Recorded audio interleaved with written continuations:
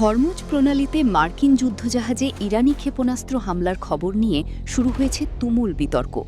ইরানের দাবি সরাসরি নাকচ করে দিয়েছে যুক্তরাষ্ট্রের সেন্ট্রাল কমান্ড বা সেন্টকম।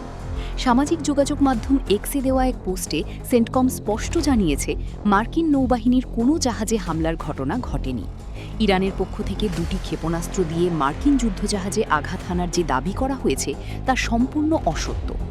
এর আগে ইরানের আধা সরকারি সংবাদ সংস্থা ফার্স নিউজ দাবি করেছিল সতর্কবার্তা উপেক্ষা করে হরমুজ প্রণালী দিয়ে যাওয়ার সময় একটি মার্কিন যুদ্ধজাহাজে দুটি ক্ষেপণাস্ত্র আঘাত হেনেছে।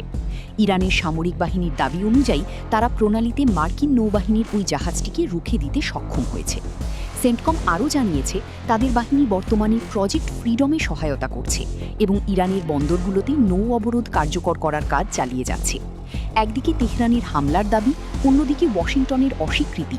সব মিলিয়ে হরমুজ প্রণালীতে ইরান ও যুক্তরাষ্ট্রের মধ্যকার স্নায়ুযুদ্ধ এখন এক চরম উত্তেজনাকর পর্যায়ে পৌঁছেছে। পরিস্থিতির পরবর্তী আপডেট জানতে আমাদের সাথেই থাকুন।